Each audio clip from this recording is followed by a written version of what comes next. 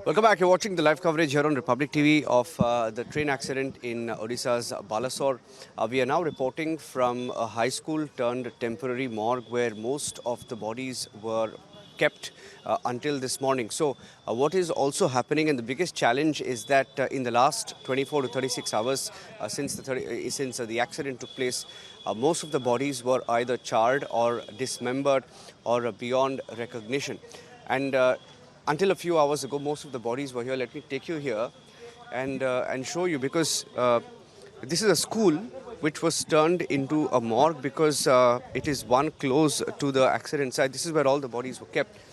But the families of all of these victims are coming here from different parts of the country. Some of them that we met on the way are here from Odisha, some from West Bengal, and some from other states as well. From Andhra Pradesh, we saw a few families. Now they're looking for their loved ones because they don't know where to go, where to look for their loved ones or the remains of their loved ones. Basically, this is a school. It's a high school which was turned into a morgue, and about 150 bodies were kept here until this morning. And most of the bodies have now been moved to the Balasore Medical Hospital, and this entire premises is now being sanitized as we speak. But still, families continue to come outside, and they're asking questions.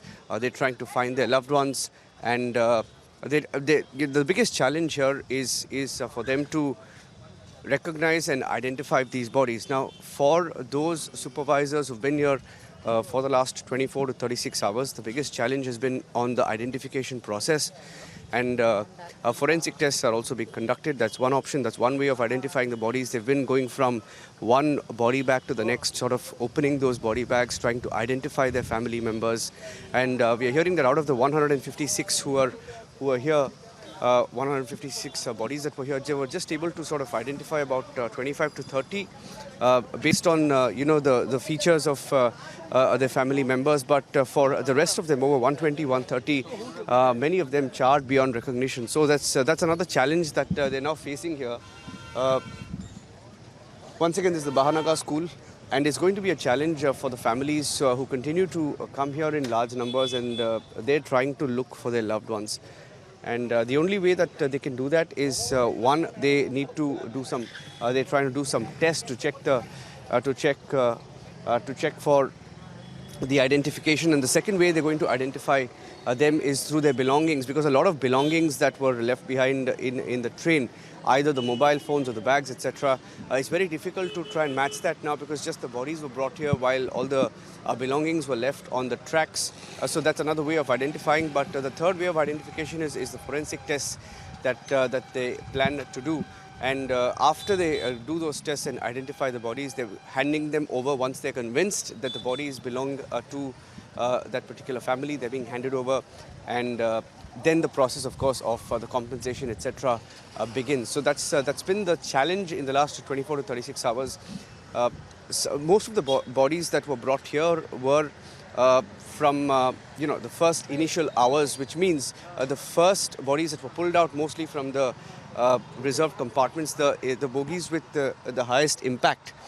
And at least 100, 120 bodies were completely charred, we are told, because of electrocution as well. Because after the derailment happened, after the bogies went off the tracks, skidded off the tracks, and after the collision, electrocution, there was electrocution on some of the bogies that was also reported, because of which some of the bodies were completely charred.